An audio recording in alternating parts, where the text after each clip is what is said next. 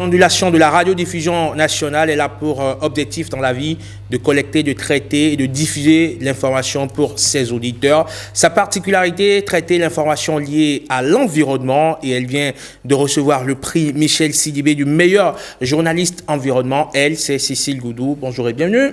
Bonjour Herman, merci de me recevoir. Mais c'est un plaisir de vous recevoir sur 5 sur 7 matin pour parler de cette distinction importante pour vous et pour les Béninois aussi, pour le média d'ailleurs pour lequel vous travaillez, la SRTB, la Société de radiodiffusion et télévision du Bénin, le prix Michel Sidibé du meilleur journaliste environnement catégorie radio, donc de l'année 2024. Est-ce qu'on peut savoir ce qui vous a valu cette distinction, Cécile?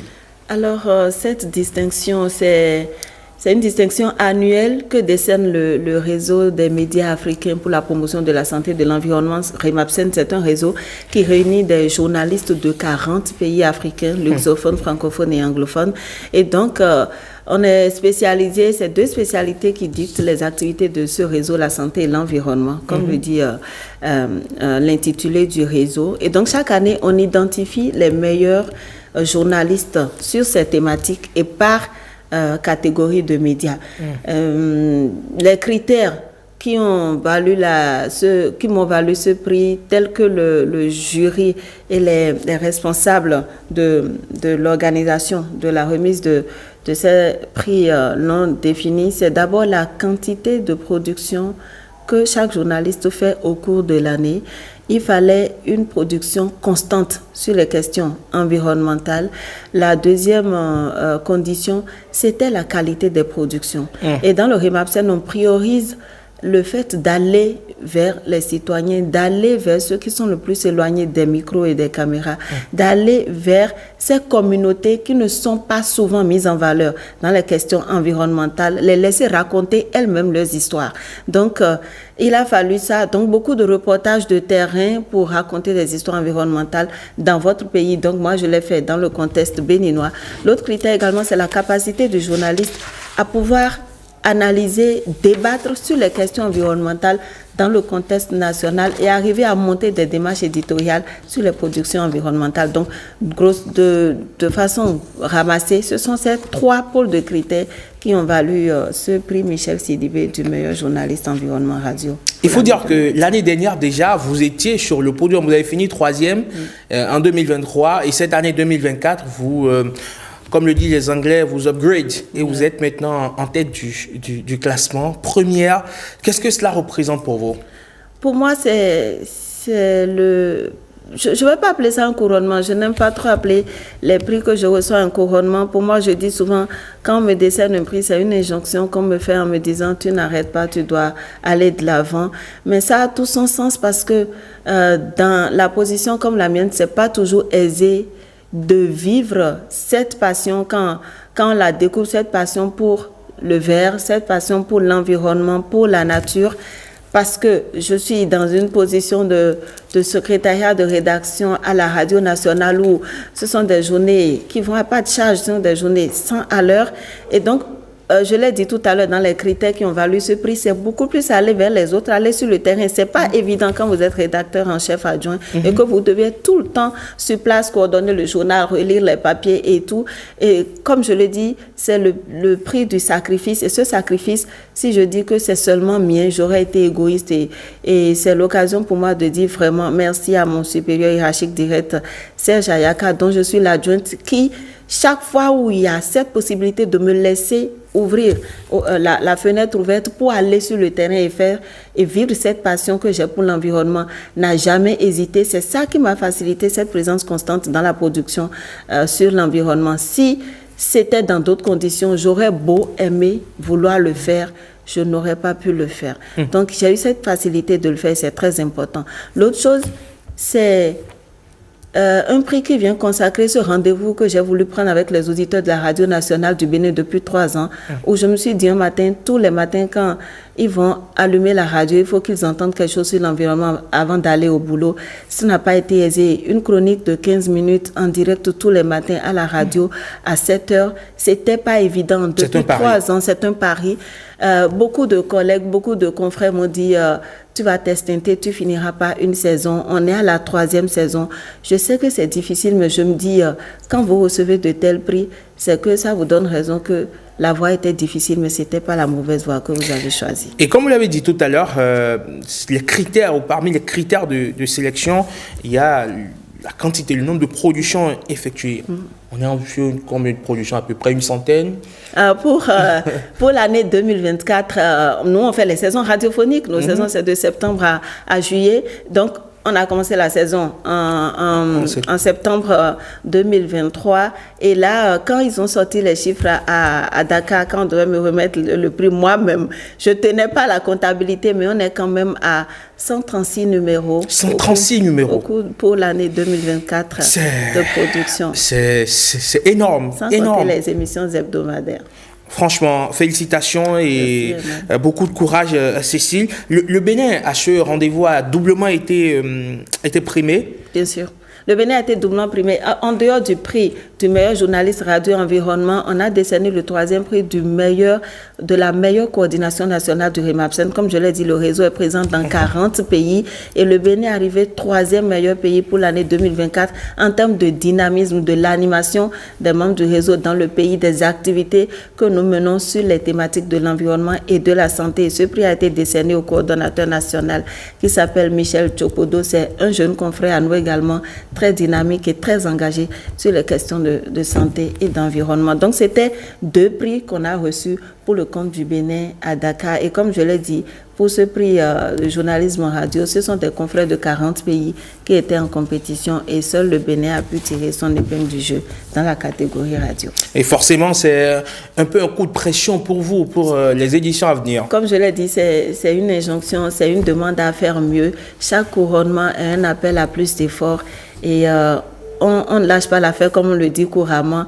Cet appel, il faut y donner un écho et se dire, quand vous vous levez chaque matin pour dire, je vais essayer de le faire, il y a des gens qui suivent, il y a des gens qui ont besoin de ça. La preuve, s'il y a un jour ou 2 où vous n'êtes pas présente à la radio et votre chronique ne passe pas, c'est un peu partout qu'on vous dit, mais on ne vous a pas écouté, on ne vous a pas entendu. Donc, ce prix également, c'est pour tous ces auditeurs qui se sont fidélisés, qui nous ont fait des feedbacks, qui nous ont dit on aime ce que vous faites et donc c'est à eux qu'on le donne. Quand vous venez parler tous les matins, personne ne vous écoute, c'est pas la peine de continuer à le faire. Alors il y en a un qui est généralement avec vous, d'accord, qui vient souvent sur votre plateau et qui est souvent aussi sur le plateau de 5 sur 7 matin, sauf que depuis quelques semaines, il est entre plusieurs COP et actuellement il se trouve du côté de Riyad en Arabie Saoudite pour la COP sur la désertification. William Apollinaire Tchoki, qu'on va tenter d'avoir en direct par visio dans cette émission 5 sur 7 matin en direct de Riyad. Bonjour William, est-ce que vous êtes en direct avec nous? Bonjour William. Bonjour Eman, bonjour à tout le plateau. Alors, je suis en plateau avec Cécile Goudou, que vous connaissez très bien. Vous allez animer les émissions avec elle du côté de la radiodiffusion nationale qui a remporté le prix Michel Sidibé du meilleur journaliste environnement. Quel est le message que vous avez envie de lui dire, de lui passer ce matin? D'abord, je tiens à féliciter d'abord Cécile pour ce grand prix qu'elle a reçu. Cela montre un peu que les efforts que nous fournissons, il y a toujours une récompense derrière. Je crois que ce n'est pas fini. Comme dirait l'autre, le meilleur reste à venir. Le meilleur reste sans doute à venir. Alors, William, vous êtes du côté de Riyad pour la COP sur la biodiversité, la désertification, excusez du peu. À ce jour, est-ce que vous pouvez nous faire le point des travaux? Alors, Eman, je te rappelle qu'ici, dans ce studio qu'on a pris à Riyad, je suis avec 2 grandes dames. La première, c'est Madame Francesca, elle était avec nous la semaine dernière. C'est la chargée des médias et de la communication. Il y a aussi le point focal d'éducation de notre pays, le Bénin, Elanon, Mauril et Legbede. Donc, j'aurais voulu quand même que ces 2 dames puissent beaucoup plus parler parce que c'est elles qui sont au cœur de l'action même. Moi, je suis qu'un journaliste. Certes, je suis les négociations, mais j'aurais voulu que ce soit elles qui en disent beaucoup plus par rapport aux évolutions que nous constatons ici à Riyad. Je passe d'abord, si vous permettez, la parole à Francesca. Elle va nous dire déjà ce qu'on peut retenir de cette première semaine déjà passée, parce que déjà, on entame déjà la seconde semaine de cette COP 16 sur la désertification. Alors, Francesca, vous avez suivi de bout en bout les négociations ici à Riyad. Alors, qu'est-ce qu'on peut retenir de cette première semaine? Oui, bonjour. Vous m'entendez? Oui, on vous reçoit à Oui, 5 sur 5. donc, on peut faire un bilan rapide de la première semaine de COP. On peut commencer par les bonnes nouvelles. On avait un montant initial de 2,15 milliards de dollars qui a été promis au Partenariat mondial de Riyad pour la résilience à la sécheresse, dans le but de mobiliser des fonds publics et privés en faveur de 80 des pays les plus vulnérables et les plus touchés par la sécheresse dans le monde. Le groupe de coordination arabe, qui regroupe 10 institutions basées dans 5 pays, s'est aussi engagé à verser 10 milliards de dollars d'ici à 2030 pour lutter contre la désertification et la dégradation des sols. Dans ces premières semaines, on avait l'Observatoire international de la résilience à la sécheresse qui a été dévoilé. Et on est, qui est aussi, qui est, c'est ce qui est ça, c'est la première plateforme mondiale de données alimentée par l'intelligence artificielle pour aider les pays à anticiper la sécheresse, à s'y préparer et à s'y adapter. On avait aussi cette première semaine la déclaration ministérielle de Riyad a été officiellement adoptée et soulignant les engagements pris pour accélérer l'exploration des terres et lutter contre la dégradation rapide. Et cette déclaration constituera une annexe essentielle du rapport final de la COP 16. On a eu plusieurs rapports qui ont été lancés cette semaine. Le rapport spécial pour la Terre, qui a été dirigé par le Potsdam Institute et le UNCCD, et qui appelle à une transformation urgente de la manière dont le monde gère les terres et les systèmes alimentaires afin de préserver la capacité de la Terre de nourrir sa population. On a eu aussi le rapport sur l'évaluation des financements des besoins financiers. Et ce qu'on peut retenir de ce rapport, c'est qu'il a été, pour la première fois, on avait des chiffres concrets qui dit que la restauration des terres et la résistance à la sécheresse à l'échelle mondiale d'ici 2030 nécessite des investissements quotidiens d'1 milliard de dollars, soit un total de 2,6 milliards de dollars. Cet investissement, en effet, c'est équivalent au coût annuel de suppression nuisible à l'environnement dans le monde entier. Et on avait aussi les rapports sur l'économie de la sécheresse, l'Atlas mondial de la sécheresse, et on avait aussi un rapport sur la aridité qui révèle que plus de 3/4 des terres émergées sont devenues durablement plus sèches au cours des dernières décennies. On a presque 78% de terres émergées qui ont connu des conditions plus sèches au cours de 3 décennies avant 2020. Donc ça, c'était plutôt les points les plus importants de la première semaine de COP, et les négociations continuent. Je pense que le point focal de Bénin peut dire plus sur ça. Alors, Emmanuel, vous l'avez constaté, les négociations continuent ici à Riyad. Alors, je vous passe aussi tout à l'heure la point focale de notre pays, le Bénin, Madame Aurélie Lepédé. Elle aussi, elle suit de bout en bout les négociations. Elle pourra nous dire ce qu'on peut retenir de cette première semaine et ce que déjà la seconde semaine déjà apportée peut déjà nous réserver en termes de résolution à prendre pour la fin de cette rencontre internationale. Et surtout, William, avec une perspective béninoise, puisqu'il représente, elle représente, pardon, le Bénin à ses assises mondiales. Elle peut nous dire aussi ce qu'elle compte engranger pour le Bénin en termes, on va dire, d'acquis. Merci beaucoup. Bonjour à tous. Je remercie déjà Francesca parce qu'elle a fait tout ce qui était généralité. Je dirais que à une COP, les pays ne se comportent pas en individualité. Donc, le Bénin travaille au sein du groupe africain. Et il faut dire que cette année, nous avons eu la chance d'être quand même suffisamment représentés. Nous avons des jeunes avec nous. Nous avons des gens du ministère des Affaires étrangères, du MAEP et d'autres directions techniques avec nous. Donc, cela fait que nous arrivons quand même à être présents à beaucoup de réunions. Mais je voudrais revenir sur l'objet de cette COP pour le groupe Afrique. Pour le groupe Afrique, le plus important, c'est la sécheresse. Et aujourd'hui, Francesca a été beaucoup plus diplomatique.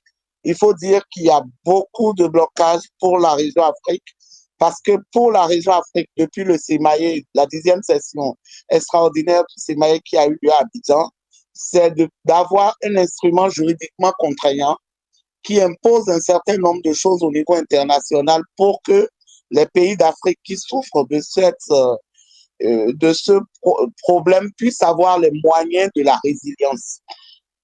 Et vous savez, dès qu'on parle de protocole contraignant, tout le monde parle d'argent parce qu'on ne peut rien faire sans la mobilisation des ressources. Mais aujourd'hui, je crois que dans la première semaine, on a subi beaucoup de blocages. Mais depuis hier où le secrétariat de la Convention elle-même a présenté les deux mécanismes qui s'affrontaient, c'est-à-dire le protocole que souhaitent les pays africains de côté et un mécanisme moins contraignant de l'autre, beaucoup de pays se sont rendus compte que le processus était quasiment le même et que la seule chose qui était intéressante au niveau du protocole, c'est de voir que le protocole exigeait une adhésion des pays, donc une réelle participation des pays. Donc, on a été rejoint, le groupe Afrique a été rejoint par des pays comme la Chine, par un peu moins par la zone Gros Lac, Grand Lac, la zone latino, mais qui aujourd'hui comprennent mieux les questions que nous posons parce que les documents ou les présentations sur l'aridité, la sécheresse et tout ça leur ont permis de comprendre qu'il y avait de vrais drames dans certains pays et qu'il fallait quand même travailler. Donc, nous espérons que d'ici jeudi, nous aurons de meilleures réponses et que sur ce plan-là, nous arriverons à ce protocole-là. Ce qui va se passer à cette COP, c'est que tout le monde se dise on va avoir un protocole et après, il y aura tout le travail derrière pour aboutir à ce protocole. La deuxième question, c'était la question budgétaire parce que c'est l'une des conventions les plus pauvres des conventions de la génération de Rio. Quand je dis génération de Rio, il faut voir changement climatique, biodiversité aussi. Donc, avec ce que Francesca a dit, vous voyez qu'il y a eu des apports. Les zones arabes se sont investies dedans. Et aussi, aujourd'hui, la bataille pour la région Afrique, c'est que dans le budget, déjà, on prévoit un groupe d'experts pour la mise en œuvre de la question de la sécheresse. Parce qu'il n'y avait pas vraiment d'experts dans le secrétariat par rapport à cela. Et si nous ne le faisons pas maintenant, ce sera difficile aussi, au bout du délai, d'avoir les protocoles. Donc, nous prenons déjà l'option d'exiger que dans le personnel qui va être recruté, on prévoit les experts sécheresse pour que quand on aura l'option du protocole, on puisse avoir les moyens réels de la mise en œuvre. D'accord. Aussi, il y a la question de la sécurisation foncière. C'est vrai que chez nous, ça pose problème, mais c'est déjà pris en compte dans nos plans d'action nationale. Et aujourd'hui, le Bénin fait partie des pays qui poussent sur cette question en disant il faut aider les pays à arriver à une bonne sécurisation foncière. Francesca avait posé le fait qu'on ait dévoilé le groupe de l'Observatoire de la Terre. Le Bénin participe beaucoup à cette activité-là. Hier, on a participé au panel de haut niveau lié à cette activité parce que le Bénin fait partie des 4 pays africains à travailler dans cette thématique-là. Et aujourd'hui, pour bénéficier pleinement de cet observatoire, nous allons devoir travailler à l'adhésion à cet observatoire-là. Ça ne prend pas grand-chose parce que nous ne payons rien. Nous avons juste à adhérer puisque nous avons déjà des collègues béninois qui travaillent sur ces questions-là. Qu'est-ce que c'est? C'est vraiment d'obtenir les capacités pour utiliser les instruments géospatiaux. Avoir la capacité de les analyser, de les utiliser et de les utiliser surtout pour la gestion de l'environnement. Pouvoir savoir qu'est-ce qui est dégradé, qu'est-ce qui ne l'est pas, comment est-ce qu'on peut travailler et avoir des données pour la prise de décision. C'est vraiment un instrument de decision making pour des prises de décision au niveau national. Il est vraiment important que le Bénin puisse l'avoir. Je crois que nous travaillons tous à avoir... Et on a fait le tour aussi. Oui, et maintenant il y a les questions budgétaires, il ne faut jamais arrêter de le dire. Absolument. Parce que sans argent, et voilà, donc le Bénin travaille également ici, ça de façon séparée, à rencontrer des acteurs, à rencontrer des personnalités qui peuvent nous aider à avoir quelques moyens pour améliorer la prise en compte de la convention au niveau de notre pays. Voilà globalement le point que je pourrais faire de l'ensemble de la négociation du 2 au 9 décembre de cette année. Merci. Merci, merci beaucoup. Les négociations se poursuivent ici à Riyad. Oui. Et le Bénin n'est pas du tout en marge de tout ce qui se fait. Je peux encore vous rassurer qu'il y a encore des rencontres B2B, toujours pour engranger d'autres bénéfices pour notre pays. Ce qui est sûr, le problème touche la plupart des pays du monde. Même la France est touchée à plus de 89%, a-t-on dit. Donc, c'est un phénomène mondial. Personne ne doit rester en rade. Il vaut mieux qu'on agisse maintenant. Sinon, comme on le dit, la terre, c'est la terre nourricière, c'est elle qui nous donne tout. Se nourrir, se vêtir, s'instruire. Même pour s'instruire aussi, c'est la terre qui nous apprend des choses. Donc, par conséquent, on a le devoir de tout faire pour restaurer les terres dégradées, ne serait-ce laisser une terre encore vivable pour les générations futures. Merci beaucoup à vous, William Apollinaire Tchoki, pour ce point assez complet. On a eu la chance donc d'avoir en prime, évidemment, des personnalités qui sont au plus près de ces négociations. Vous passez une excellente journée du côté de Riyad et on se retrouve très bientôt, pourquoi pas en présentiel à Cotonou. Merci beaucoup à vous et à tout à l'heure. À bientôt, William. Allez, on revient en plateau. Cécile Goudou, on va vous laisser filer, mais avant, on vous laisse dévoiler vos rendez-vous à la radio pour suivre vos émissions. C'est quel jour, à quelle heure? C'est tous les matins, du lundi au vendredi, de 7h10 à 7h25. C'est la chronique matinale où vous avez soit des reportages, des productions, des éditos, des analyses. Et tous les jeudis, de 16h15 à 17h, où vous avez l'environnement, notre défi, notre émission hebdomadaire sur laquelle nous recevons des acteurs de l'environnement pour parler de leur actualité, des questions environnementales qui touchent notre pays et nos communautés. Très bien. Merci Cécile. Merci, vous passez une excellente journée du mardi. Merci. Vous êtes donc journaliste à la Radio-Diffusion nationale, rédactrice en chef adjoint donc de la Radio nationale Radio Bénin. Merci.